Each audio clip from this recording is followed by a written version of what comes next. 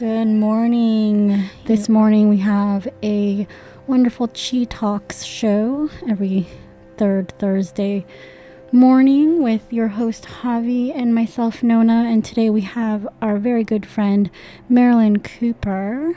That's Grandmaster Marilyn Cooper, Sifu Marilyn Cooper. Welcome to Chi Talks. We just go by Marilyn, so yeah, but let's give her the credit that is due. Welcome to Chi Talks, folks. I'm Javi and Nona here, and welcome to the place where it's all about the energy, and if everything is made of energy, then we have a lot to discuss. As we mentioned, Grandmaster Marilyn Cooper with us.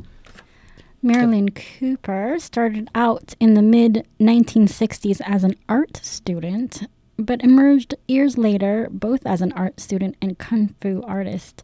Marilyn Cooper opened up her first school in 1980 in New York City and has been teaching kung fu ever since. She founded a national non-profit institute called Pushing for Peace, whose mission is to promote a Tai Chi program designed to help prevent youth violence and promote mental and physical health. And now the Peace Games are taught all over the world. And Javi himself is a Peace Game ambassador, and we've done a few programs with Marilyn in some public schools, and it's been quite fun. Marilyn also writes on the topic, and her articles have been published in Inside Kung Fu, Tai Chi Chuan Journal, Kung Fu and Tai Chi magazines, and E-Zine and other news media. Her latest project is the Qigong Field Manual. Welcome, Marilyn. Thank you. Grandmaster Marilyn Cooper. Thanks for being with us. Okay, you can just call me Sifu. Well, maybe you don't want to call me Sifu because I'm not your Sifu. So you can just call me whatever you want. Yay! Well, thanks for being here. And I just wanted to start out our little discussion session with the question of and jump right into it by asking, how do you see the intersection of Kung Fu, Tai Chi Chuan, and Qigong in your life? In my life personally? Well, it's been an evolution. I was much more external when I was young and, much stronger physically. Now I'm 71, so my primary focus is Qigong. Lately I've been doing a lot of I Chuan, standing meditation every day, and Tai Chi, and whatever, I try to cross-train my Qigong so I don't get stuck in any one particular mode, so it's not like, I can only do this now because this is the only, because the different ones seem to activate you differently in different ways. So I wouldn't call each one, by the way, specifically Qigong. Each one standing meditation is more relevant to Xingyi than I would say than to Qigong. This is for the the Tai Chi, the Kung Fu aficionados who are listening. Wonderful. It's just, we haven't really touched on much Kung Fu here on the show yet. We've been doing a lot of Qigong, introducing listeners to the idea of energy within the body that can be used and for their own healing and health wellness, which is where we're going to be going in this show. But I just wanted to start out, since that is somewhere you started out in, is the Kung Fu, and meandered over to the more Qigong side of things more recently. Well, you know what? I should clarify that. Within my second year of training, I was doing standing meditation and copying Tai Chi, and I was a teenager, but I was doing, tan shui, springing leg form, which you probably learned from Dr. Yang, a lot. But I was also copying the elders in Tai Chi, like sort of like a cool down, like, gosh, I wonder what these old people. And then I was reading about Tai Chi. So I was very fascinated with, because Wu and Ying had books translated from Chinese in his school. So I used to read his books a lot to try to understand what was going on philosophically and energetically with the internal training. So yeah, right from the get-go, I was studying the inner stuff, even though I was doing mostly outer stuff. There you go. The two are paired in the yin-yang balance there. Can I ask you how, you started out as an art student. Tell us about when you first met, I guess. How, could you repeat that question? Tell us about when you first got started, how that happened, and tell us also about, maybe what kind of significance it has had for you. Well, okay. Let's see. When I was a teenager, I was hitchhiking back from Mexico, and outside of Phoenix, Arizona, me and my best friend were gang raped by three men who were they were probably just a few years older than we were. And I was terrorized. I thought I was going to be killed. They flung open their trunk, and they showed us machetes. She remembers a gun. I don't remember a gun, but this is just obviously the subjectivity of perception. I only remember seeing big blades. But so, I had no martial arts training whatsoever. And after that experience, I was just resolute about not living in fear. So I was on my way back to LA to Venice, and spoke to a neighbor who recommended a Kung Fu school in Santa Monica, which was a neighboring town to Venice. And so I used to go there, and I just trained constantly. I just became obsessed with it within my first month, because it was both therapeutic for the immediate anxiety and anger about the experience, and mentally I didn't feel frightened when I walked around. I felt confident walking down the street. So on many levels, it helped the trauma of what had happened. Was that what you were asking? Well, how I got started? Yes, exactly. Yeah, how you got started and how the significance of the role it has played in your life. It's interesting. We've come into contact with lots of practitioners of the various arts that we cover here that work with energy, and more often than not, there's always a significant experience for the person within their body, in their life, and how this serves them. It's doing service in the world. And so it's always interesting to touch in with our guests and just people we meet about that first experience or any that come along the way thereafter. So thank you for sharing that. Very I'm sure for you it seems long ago and not so much as well, but the fact that the martial art, the more external form, or that's the form that's thought of as the more external practice, is also healing as well. So that's a definite interesting point there. You feel really healed when somebody tries to attack you and you don't get hurt. Yeah, very healing experience. Definitely. It has to do, it's all in the spectrum of well-being, right? The strength and power that you get to show up and be vibrant in life. And so, and so now your mission is to be sharing this with others in various capacities, and it's been manifesting in different ways, and we definitely got more involved with the Peace Games. Do you want to tell us about how that came about and your idea behind it? How the Peace Games came about, or how they came about in your lives? How Peace Games came about, yes. Okay. All right. Well, around 1999, there was the huge national trauma of Columbine High School.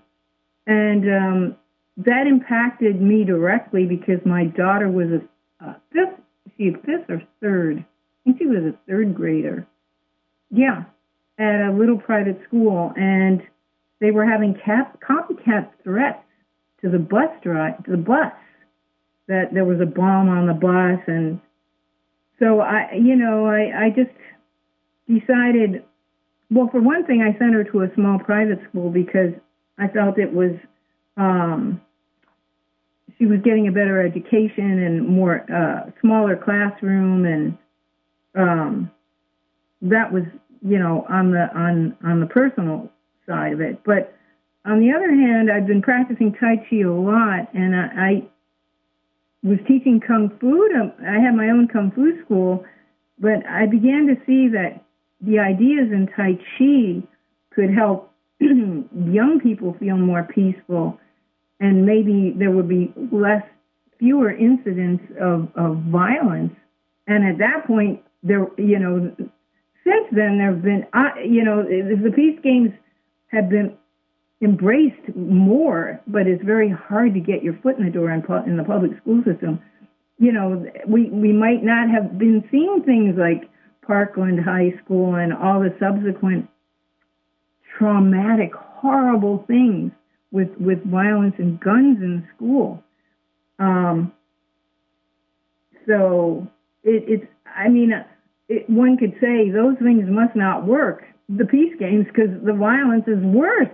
But unfortunately, the gun laws and the school crowding and the, all the divisive atmosphere and all the, violence in politics and polarization, yeah, we're really up against it. We need the peace games more than ever. I just want to for adults too.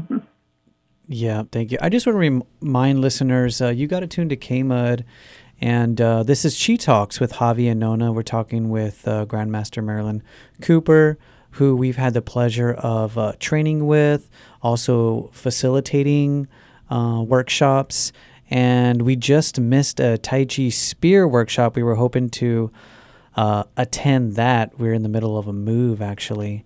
I'm going to do it again. I'll do it again this summer because a lot of people want to come that couldn't come at that date. Yeah. Okay. Count it. We don't have a lot of people because it's always under 20 because we're still being very, COVID purist. Right. We don't want to have a spreading event.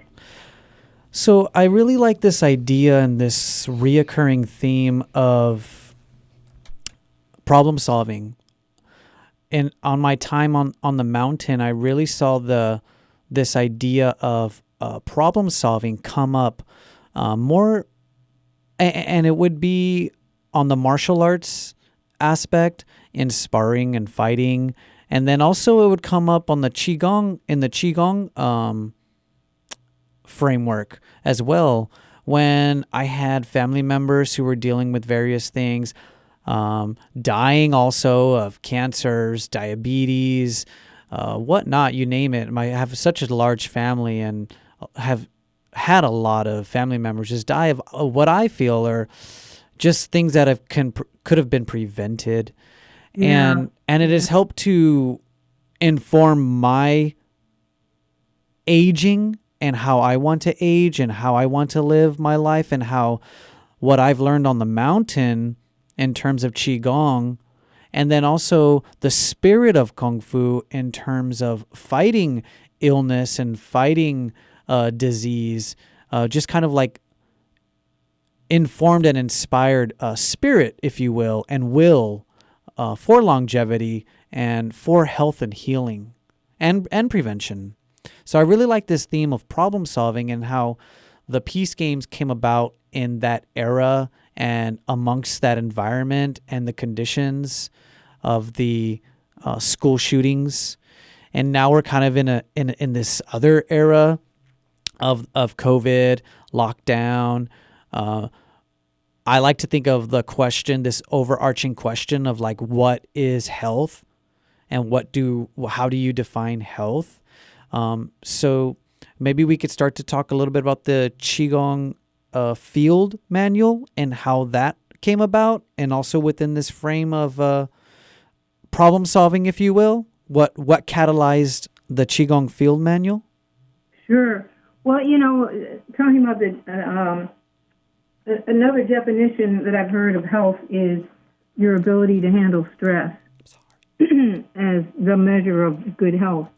So, this is a very mentally, physically stressful time.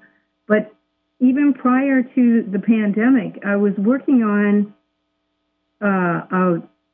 in the same way that I sort of consolidated and codified the Tai Chi Peace Games, which are actually a combination of Shaolin, Tai Chi, and Bagua, and Qigong. There's no singing in it. That's just not peaceful. There's just no way you can try to make that up. But, there are four systems that are in Kung Fu that are in the Peace Games, but I call it the Tai Chi Peace Games because Tai Chi is sort of a catch-all and more familiar to people.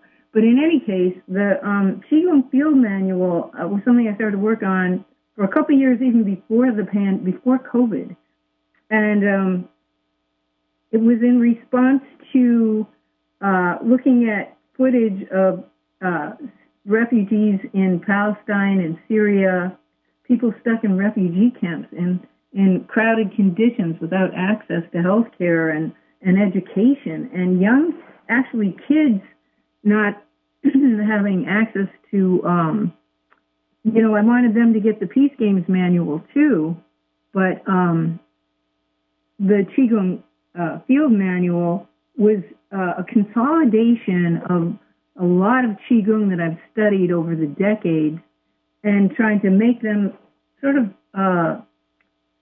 make them short and easy to do, easy to comprehend, so that someone that without a Kung Fu background could just look, even from the pictures on that, although we have the Peace Games manual translated into several languages, but with real simple instructions so that they can experience self-healing, a feeling of wellness, mental and physical and spiritual, without, access to a Tai Chi master or, other resources like yoga teachers and stuff like that.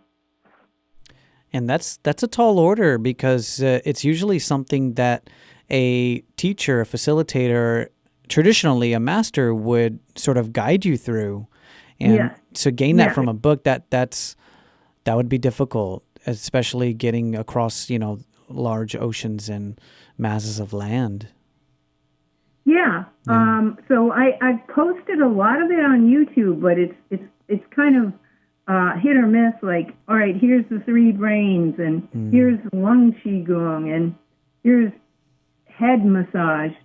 Okay. So you can prevent Alzheimer's and have more clear thinking when you first wake up in the morning. But they're sort of all over. You can find them free on YouTube, on my YouTube channel. Tell us how to find that. How to find some of those? Go on either of my websites. There's I think it's on pushingforpeace.org. Okay. You can just click on the link to the YouTube channel. Excellent. And I actually state exactly what I've said, that since the pandemic, we've pivoted to the Qigong, 3 videos on YouTube, because we can't get together with kids and with youth and people in general with physical contact and, touching at the wrist and being like 3 feet apart. It's a little uncool in this day and age. Hey, Marilyn, are there any exercises within the program that might work with just audio cues? Sure. Yeah, you want me to talk you through? Let's give it a shot. Yeah, let's talk our listeners through an exercise. Okay. All right. So if you can, within earshot of my voice, stand up and with your feet planted hip width and parallel, and begin by putting your Laogong points on top of each other. That's the centers of your palms, one on top of the other. So your palms are going to face inward. And you're going to start, let's define 6 o'clock as just above the center of your pubic bone. And you're going to stroke your hands upward, going up on the right, inside the iliac, the hip bone, under the rib cage, under the diaphragm, and then you're going to get to 12 o'clock. At 12 o'clock, you're going to begin your descent downward, back across to 3 o'clock, and back down to 12 o'clock. So basically, you're making a clockwise circle slowly on your lower dantian. Now we're going to add another layer of information. As you do that, you're going to inhale as your palms stroke up and exhale as your palms stroke down. We're going to add another layer of information. That is to twist within the pelvic girdle to the right as the hands go up, come across to 12 o'clock, twist to the left, and drop the hands. So the nose and navel line up, much like many Tai Chi forms. And you're rotating this sort of cylindrical shape that is your torso within your pelvic girdle. Stroking up on the right and down on the left. Now we're going to add another layer of information. Put the tip of your tongue on your upper palate, pushing up gently towards your crown point. And lift to the crown point, just like with Tai Chi, as if your head is hanging from a silken thread from the ceiling. Okay, good. We're going to add another layer of information. And this is something really helpful to elders that are in assisted living. We're going to add the Taoist breath to this. So, as your hands go to 6 o'clock, you turn to the right, inhale, and tighten the perineum or the root chakra, the small muscle between the anus and the genitals. If you can't find it, just tighten your butthole. And exhale as you pass 12 o'clock, going down to 6 o'clock, and release the perineum. And continuously inhale, squeeze, hands coming up, exhale, release, hands going down. This is the direction that blood flows into the heart, up on the right, down on the left. This is the direction of peristalsis, when you eliminate waste matter from your lower GI tract. So we're going the way the crow flies, the way the energy flows, the way the blood flows in the body. And I would recommend doing this at least 30 times. Sometimes we do this when we're waiting for students to assemble, because there's always people who come late. So we can just keep doing this while we wait for the small groups to get to class. Tip of the tongue on the upper palate behind the front teeth so that you don't get dehydrated. Breathe lightly through the nose. Fingers touch if you want to be more warming. Fingers can be open if it's hot out. And there you have it.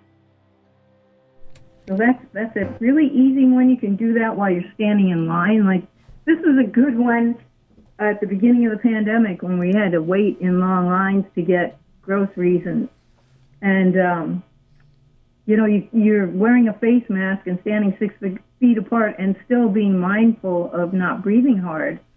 So this Taoist breath, or reverse breath, exudes very little moisture and air. It's a thin breath, so it's also a good pandemic breath. And if you're starting to suck wind and heave, you're not conserving chi. Then you're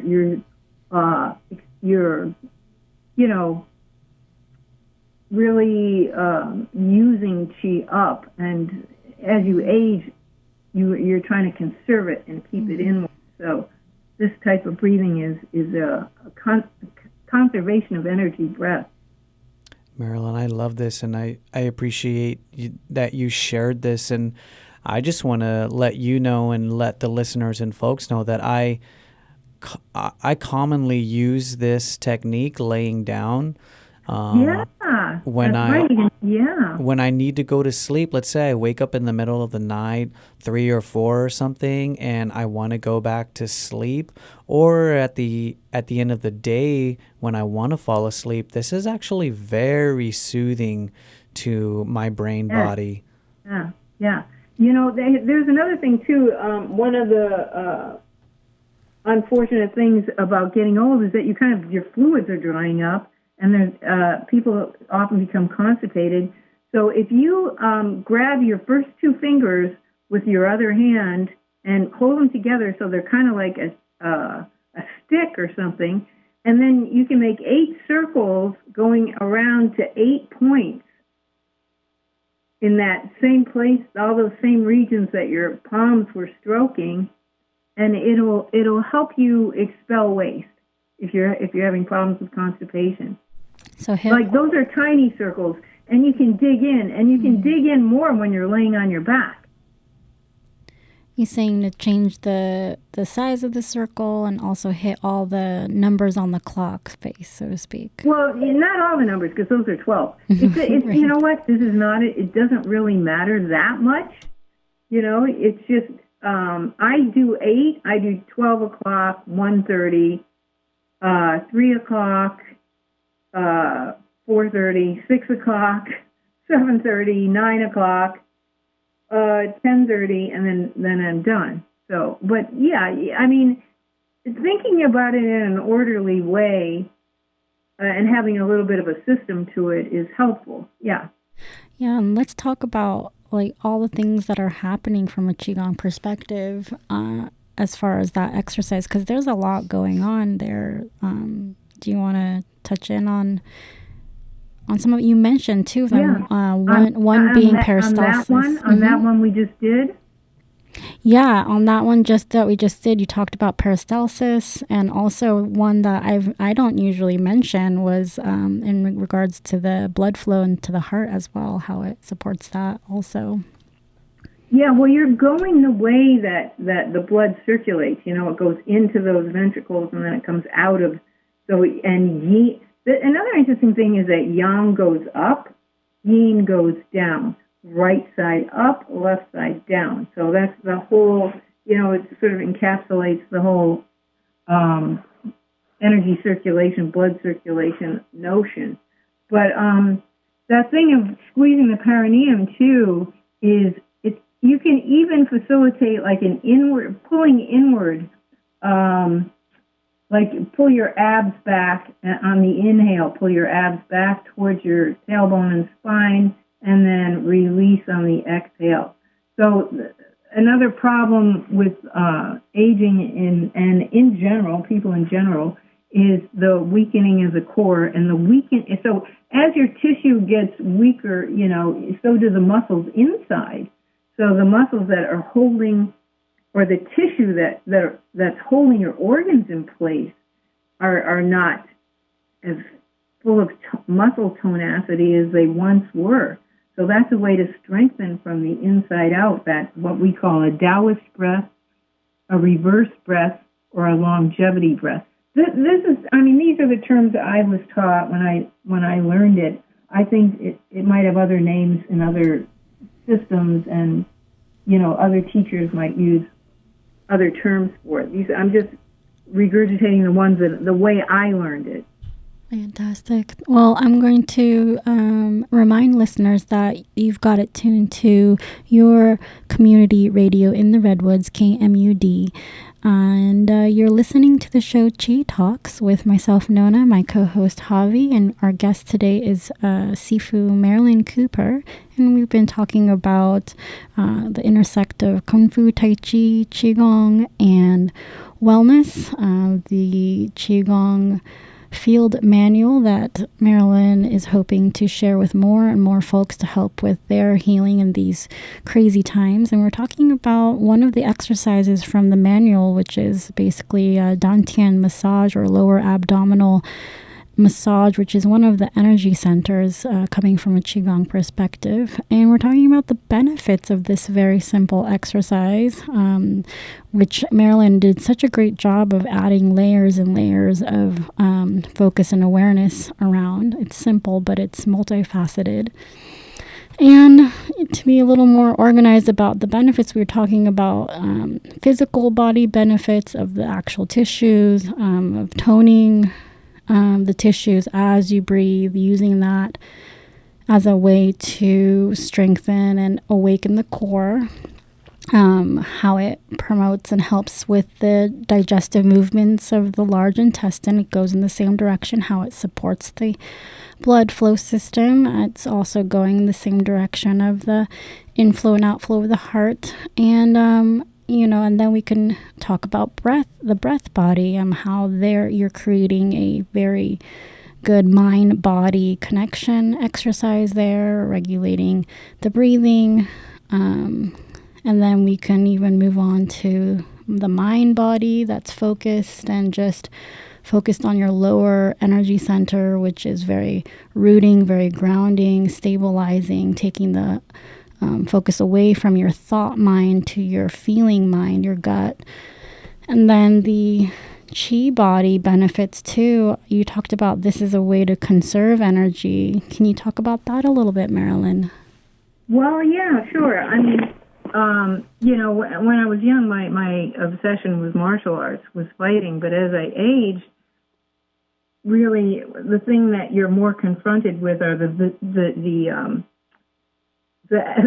agonies of old age, of stiffness and losing muscle tone and feeling weaker and body ache.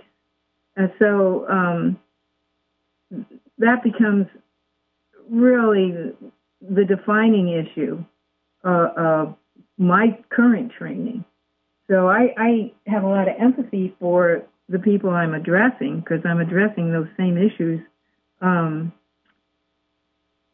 Something very interesting about the thing I just taught, and, as we age, our circulation decreases, especially to the extremities, and that could be a factor I believe that is a factor in Alzheimer's and senility. The head being, further from the heart than right at the heart, the blood has to pump up there. So you want to increase circulation to the heart. But a lot of these techniques are done with the hands, and the hands are another extremity. And as people age, they get chilly hands. I don't know if you... Most older people, when you shake their hand, you're like, oh, boy, are they already dead? God, that thing was cold, So the rubbing of the hands on the body and the slapping when you do paida, there's a lot of blood vessels going into the hands, all the way to the ends of the fingertips, and you can see them collect in certain areas of the hand. So heating up the hands while you do it is an unintended, but probably intended consequence of doing self-healing rather than have a practitioner work on you. Mm-hmm. That was sort of a point I wanted to make. Oh, that's great. And yet another benefit there. So, yeah. And, as far as energy goes, the blood and energy are so connected. And, it's interesting that we talk also about the hand's ability to heal, like laying on the hands and the practice of that, and how we do a lot of self-massage in Qigong, and that's a lot of movement, but we don't talk as much about the massage aspect and the self-love and the self-care that happens. You don't have to wait to go to a masseuse. I mean, it's really nice to just be able to lay out on a table or the floor and have somebody else work on you, but in those moments, it's actually something that we don't do as much, as to cultivate this self-love, this self-care. So I'm glad you brought that up. And also, you can observe in body workers that the circulation in their hands is profound, very often, and they get. You can feel there's this, just like there's a symbiosis between masters and disciples. There's an amazing symbiosis between the patient or client and the body worker Mm-hmm. and their hands. It's just a beautiful connection. Yeah, our friend Florina is a body worker and Qigong practitioner, and her hands are amazing. They're Right. so vibrant and strong. But just to switch gears here, well, not so much, but we're talking about the natural progression of life and the issues that come up there. But there's also this progression of our current state and society and the various health, ramifications that the stress has been causing and worry and such. Do you care to touch on that and how your field manual might be coming into play in this stage that we've set here? You Yeah, describe for sure. this as the era of contagion and anxiety. Did I say that? Or you guys? Yeah, you said this information should be common knowledge during this era of contagion and anxiety. Young people should learn it too because they'll strengthen their immune systems, have less anxiety about aging. Right, You want to unpack that? Oh, yeah. So, this is another thing that this is actually relevant to the peace games as well. That kids have a lot of stress and anxiety, not just like, oh, am I going to flunk a test, but like, someday I'm going to die, and look at what happens to bugs and dead birds and my grandparents, and, kids have anxiety about death too. And so the fact that they're learning a little bit of Tai Chi and knowing that Tai Chi exists is calming because, that's one thing I even thought when I was a teenager, like, well, someday I'm going to really need this stuff. So, yeah, it dispels anxiety on many levels. It could be argued that in our country, we're maybe lacking spiritually as a result of not understanding death, and as a result, maybe not even understanding how to live life. How has Kung Fu, Tai Chi, Qigong informed your life in understanding death? Well, I can't say I understand death. I don't want to have my organs. I don't want to donate my organs. I've read too much that, you're still alive when your organs get harvested, because if you were dead, they wouldn't be viable and help anyone. And I'm not that good a person to want to die before I die. And my brain could be aware watching doctors remove my organs. That's just the horrible thought. So I don't want to have that kind of trauma at death. Go ahead, yeah. So I actually used to see a very interesting Buddhist therapist. He was a psychotherapist that was also very, I forget which sect of Buddhism, but when his father died, he laid in the bed with him for 48 hours because of this particular Buddhist sect contends that the soul doesn't leave the body immediately, and he stayed with him until everything had passed. And I'd like to be left alone for 48 hours before I'm, turned into a mushroom or something. I haven't got that specific about. I haven't written down my wishes of post-dead, but sure. I guess I will at some point. And how about your consciousness of spirituality or of spiritual life, and how has Kung Fu shaped that Kung Fu training and then also Qigong training? Well, let's see. Well, one thing is that, if you go to an extreme where there's too much spirit and you're not in the physical, which was my problem, you'll injure yourself because you'll overtrain. You're like, I don't care how my body feels. My energy is really, I'm just going to do this, And I have a lot of injuries from being that driven. So, you very much need to balance those things. And when they say mind, body, spirit, and Qi, Shen, and Jing, boy, that's really literally true. So true. And and that you don't want an overabundance of one, and then you're going to drain from another one. So you're trying to have those things be equal. So if you think of something that's, too much spirit, then you're thinking about pure religion where, God told me to go, pull out the beating heart like somebody's God. That's just all spirit, and it's not. I don't know. My terms are getting a little jumbled at this point.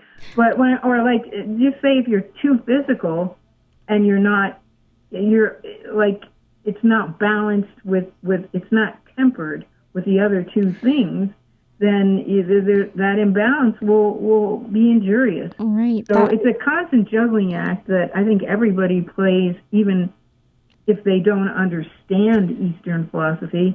Everybody wants to, live to fight another day. That really reminds me, Marilyn, of the story of Damo reaching the temple in the Shaolin Temple. And I think that when he first got there, the story is that the monks were so focused on the spiritual aspects that they were letting their bodies go, and they were getting sick and just having a lot of weakness in the physical body. And so he then meditated in a cave for however long the story goes. Sorry, my story. 9 years. 9 years. And he came out with the muscle tendon change and bone marrow washing. I love that form. That's one of my favorite forms. But what's very interesting is the advent of Tai Chi, which happened like 800 years later or so, because, that was very much, it was his mind and spirit, but the Tai Chi definitely applied that more to the body, to what was actually going on in physically, and got much more intelligent about the whole process. Sort of harmonizing heaven and earth in the body, yeah? Yeah, man, heaven and earth. There's a Adam Meisner, I think that's the name of his Tai Chi school, isn't it? That's pretty cool. If I can summarize what you were also saying as well, it's that oftentimes our head and our mind, our desires and inspirations take us and move us day to day, month to month, year to year, at the expense of the body, if you will. And until we get to maybe rock bottom or crisis situation where it's like, oh, I have to focus now some attention on this earth suit that I am in, and I have to care for, and I have to be conscious of, and listen to in a way. Some say that it whispers before it has to yell at you. That's I haven't heard that. That's a very good way to put it. Well, Tingla, you're trying to be sensitive and listen. You do that with push hands, Right. You're trying to listen to energy, listen to force. So we haven't really talked about push hands on this show, actually. So just for listeners real quick, push hands is a Tai Chi partner exercise where you have contact points on the arm and you make fluid circular movements of energy exchange. It's a basic pattern, but that can then evolve into endless manifestations in a martial sense. So just wanted to give the listener an idea that it's a partner energy exchange practice of Tai Chi Chuan. I want to a lot of the peace games. Several of the peace games are based on push hands. I just want to remind listeners, it is 9:45, and you've got it tuned to your Voice in the Redwoods, Redwood Community Radio, KMUD, and you've got it tuned to the Chi Talks show Thursday morning. And I'm Javi. This is Nona. And our guest today is Grandmaster Marilyn Cooper. She's based out of the Bay Area. And she's a lifelong Kung Fu enthusiast practitioner, and now a Qigong teacher, and she's just trying to propagate all of the information and these gems that she has acquired throughout the years. And she's formulated the Peace Games Manual that came out of the Columbine shootings when her child was of that age as well. Now she's comprising a list of Qigong techniques in the Qigong Field Manual in this era of contagion and anxiety that we are experiencing during the COVID crisis, hopefully getting out of it soon. And we were just touching on push hands, a partner. You know what, Javi? You mentioned push. So, of Go course, ahead. my students, I'm the only one. I'm not, I've been anti-big pharma, and if you need to cut this out because you'll get flack or get knocked off the radio, feel free. But I am choosing to not get a shot. But I do adhere to the face masks and the distancing stuff. And I've been teaching outdoors throughout this whole past year and a half. But something that we do that I'm almost sure there are a lot of Tai Chi masters who figure this out, because, great minds think alike, that are on this path, is to do distance push hands. And it's really fun. And you can do it. I've done it with Zoom students. So it employs, your eyes, because you have to see the force coming in. I haven't got it so I can just feel it and move with it with my eyes closed, I have to admit. So tell me how this is framed and how do you set this up? It's really fun to do. Distance push hands without touching from like 6 to 10 feet apart. And, then also in our spirit workshop, we did it where you're feeling the other person by touching the white oak at the upper third, the juncture between the upper third and the middle third. That's the contact point. That would be the equivalent of the wrist on the arms. And you're doing a lot of pre-structured formal movements, and it develops self-control. You're developing tremendous amounts of self-control. And you could say, it could be theorized, and it's been true in my experience, that the more pulling back energy, the more control you have of your own central equilibrium and your own extremities, the more force you can deliver, the more controlled force you can deliver. So it's a different way to cultivate power. It's through self-control, not through emission of huge outbursts of Jing. I can really see that being great for kids as well, to practice distanced push hands even, and using, although you're not honing the sensitivity of the skin surface, right? But you are doing the visual. You actually can feel it on your skin. That's fantastic. So yeah, I think Javi was wondering how you might guide someone to do like a Zoom push hands or a distance push hands. He's curious about it. Well, because we're on the radio, so I think I'd have to be a much better Sifu to be able to do it just with words. Definitely. All right. But you're saying this in person, I right? could do a Zoom push hands class.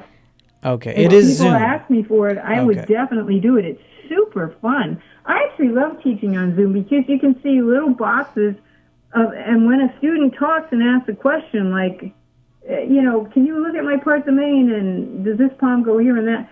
Then it all of a sudden their box gets big, and you're just focused on that student for that moment, and you can see their form in like a little film strip, like a little picture of them doing it. So it's real easy to critique and help students get the subtleties, the gross aspects and the subtle aspects of their forms corrected. But yeah, I think it would be super awesome to organize a Zoom push hands, distance push hands class. That would be so fun. That'll be an interesting practice. And I would imagine, if a kid were to be doing this, I'm just thinking in terms of young students, to the self-control comes from, okay, I'm seeing the person come closer to their camera, and so I'm going to move away, and now I see them moving away, so I'm going to come closer. Well, no, you know what? They don't. It's all fixed step. I haven't done it with movement. It's all, everybody's fixed step in this scenario so far. I had this wonderful experience when I was first developing the peace games. I had a student whose little girls are now in college, but at that time they were going to kindergarten. And she's tiny. She's like 5 foot herself. She's Filipina. And her daughters are little tiny girls. And she told me that her daughter was at her first day at school on the playground, and she had done a peace games class with me. It was at that point it was called Tai Chi for kids. I hadn't named it the peace games yet. And a movement I taught her, which we refer to as a calling block. You make an equilateral triangle on either side of your, between your palms and your elbows. Like you're saying yoo-hoo with your palms facing out on either side of your mouth. So your hands are about 1 to 2 fists apart. And it's an equilateral triangle, so your elbows are in front of your center line of your flank. They're not alongside. So some little boy came to push her on the playground. He was just going to knock her over just because he was a stupid, rambunctious little boy. And he probably thought, I like her. I think I'll knock her down. Who knows? I don't know what goes on inside of boys' heads that make them want to do this kind of stuff. But he ran up to her, tried to knock her down, and she did a Tai Chi calling block. And he I don't remember if he fell down. She did not fall down. Mm-hmm. And he just kept running. He just went, probably on to the next person trying to knock down. But she didn't get knocked down. So that was wonderful when I heard that story. Tai Chi in action. And Kung Fu lore is full of these stories, are they not? Yes. Legendary stories and feats. I actually got to contribute to the library of Kung Fu tales.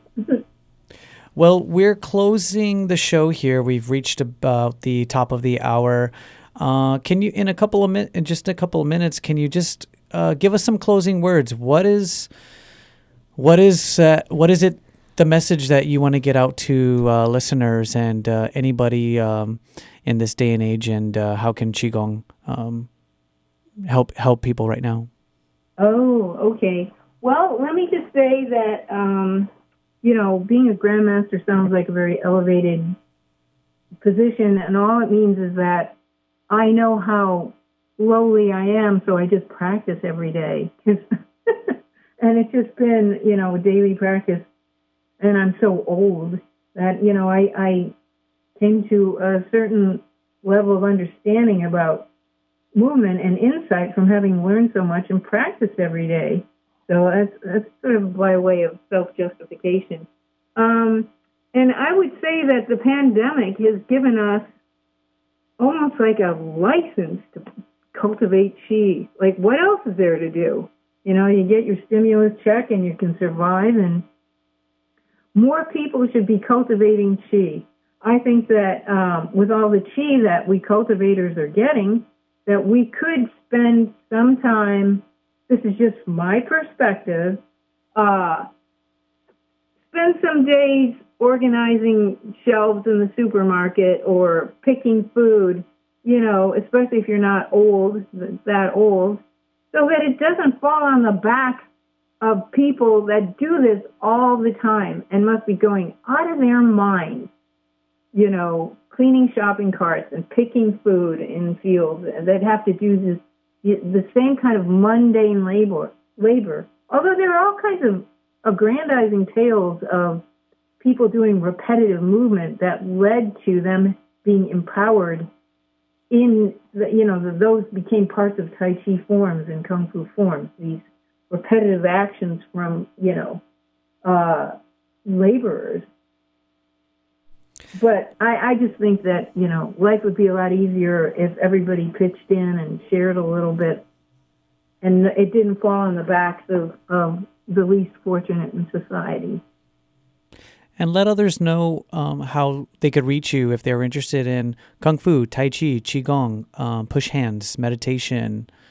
Sure. So I published a lot of articles, and I have 2 websites, littleriverkf.com and pushingforpeace.org.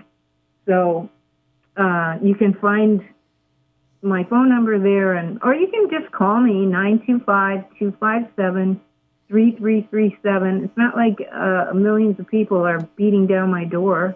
You can email me. That's littleriverwest@gmail.com. So there's all my contact information. There you have it. Well, Marilyn, we want to thank you again for coming on the show and visiting with us and sharing all this information. We really appreciate your time. You're so welcome. You are 2 of my absolute favorite people that I dearly love. And I'd like to tell your listeners that a couple years ago, we taught at a school in Winters, California, and many of the children were, I think it was pre-K and K, with little kids. Yeah, and they're little. A lot of them were children of farm laborers. And you guys were so great. That was one of the best peace game sessions I've ever done with anyone. Thank you. Just because it was so of your fun. level of performance and understanding of the Qigong. The kids were enthralled. Kids love animals, so you did animal forms, and it was just a beauty. I hope you can publish links maybe under this interview of when you guys did the peace games, because that was truly beautiful. That was really in our fond memories as well. So much fun to share the practice with such young little ones. I can see their little faces as they sat meditating. These kindergarteners and pre-Ks, they were amazing. Yeah, little Buddhas. They were so great. So much fun. Well, hopefully we can schedule another one soon. Maybe right, up here or down I'll have there. something more to talk about. Like, here's where you can get your Qigong Field Manual. Absolutely. Yeah. All right, folks, we're going to wrap this up here, and we want to thank you for tuning in and joining us here on Chi Talks today. We hope your Chi continues to flow smoothly. Until next time, keep cultivating that Chi. I'm Javi. And I'm Nona.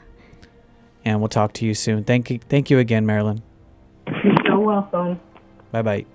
Bye.